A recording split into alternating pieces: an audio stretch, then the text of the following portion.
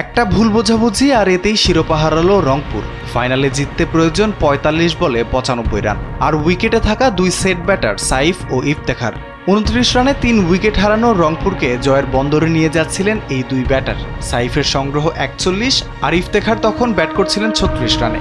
দুই ব্যাটারের এই ভুলের সুযোগ আর মিস করেনি ইমরান তাহিরের দল। এই উইকেটের পর ২৪ রানের ব্যবধানে আরও ৪টি উইকেট হারায় রংপুর। ২৬ রানে ৮ উইকেট ম্যাচের ভাগ্য নির্ধারণ করে দেয়।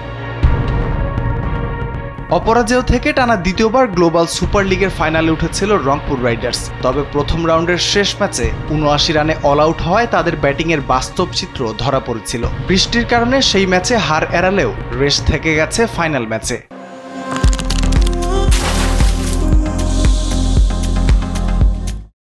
যা বিপিএলের ফ্র্যাঞ্চাইজিটিকে এবার আর চ্যাম্পিয়নের তকমা ধরে রাখতে দেয়নি। স্বাগতিক ফ্র্যাঞ্চাইজি গায়ানা অ্যামাজন ওয়ারিয়র্সের কাছে ৩২ রানের ব্যবধানে অল আউট হয়ে শিরোপা হাতছাড়া করেছে রংপুর।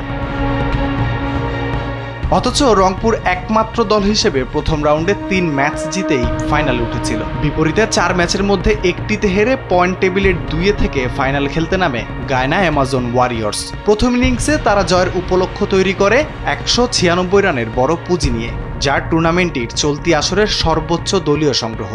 জবাবে ব্যাট করতে নেমে শুরু থেকেই ধুঁকতে থাকে রংপুর। ২৯ রানে ৩ উইকেট হারিয়ে চাপে পড়ে তারা। মাঝে ইফতেখার ও সাইফ জুটি করলেও তা আর সম্ভব হয়নি। ডিফেন্ডিং চ্যাম্পিয়ন থেকে রানার্স আপের ট্যাগ নিয়ে দেশে ফিরতে হবে বাংলাদেশের ফ্র্যাঞ্চাইজিটির।